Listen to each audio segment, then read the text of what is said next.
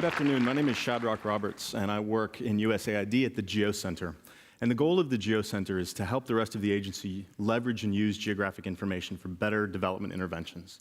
I want to tell you a little bit about crowdsourcing, the agency's first crowdsourcing project that we just finished up with our colleagues in the Development Credit Authority. Now, the Development Credit Authority uses credit guarantees to encourage local banks to loan to local lenders that are creditworthy but underserved. So they underwrite some of the risk. And what they were interested in doing is actually mapping where they work. They wanted to do this to be transparent, but they were also really interested in being able to coordinate with other lending institutions that do this, to look for gaps in their programming, to try and get a better idea of how things could be done better. So they came to us and said, this is great, we'd love to use some of these tools to map and look where we're at and share our data. And they have a beautiful data set of about 100,000 records, more than 100,000, that spans 12 years of the program's history. But there was one fatal flaw, and that was that the geographic location had never been standardized in any way. And in each of these 100,000 records, you have a free string of text that could be anything from an exact address to an administrative unit to some local description and a qualitative description in a local language. So what we had to do is parse out, we had to mine each one of those records and parse out city names, place names, something standard that we could start to map on.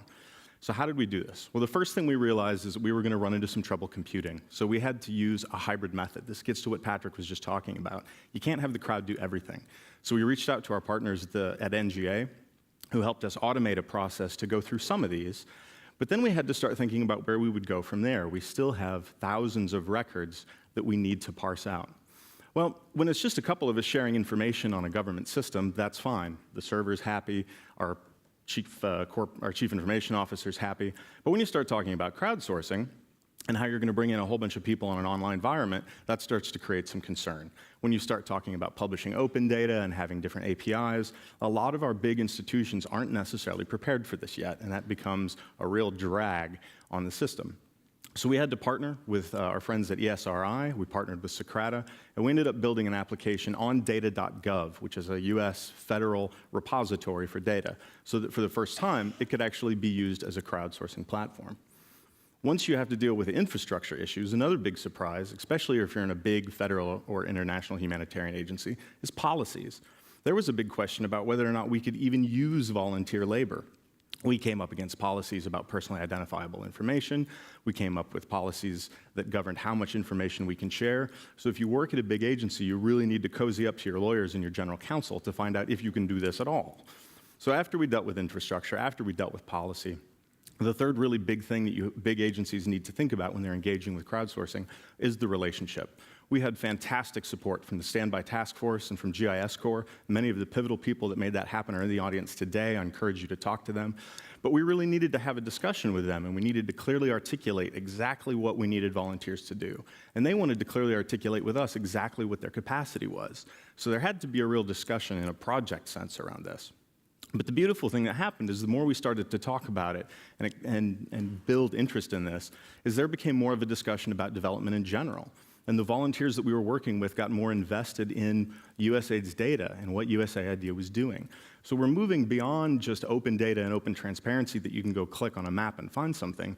We're moving to an actual engaged conversation with the constituency, and that's really important. So how did we do at the end? I think we did very well for our first round. We had 300 volunteers sign up. We were able to process 10,000 records that could only be done with a human, couldn't be automated.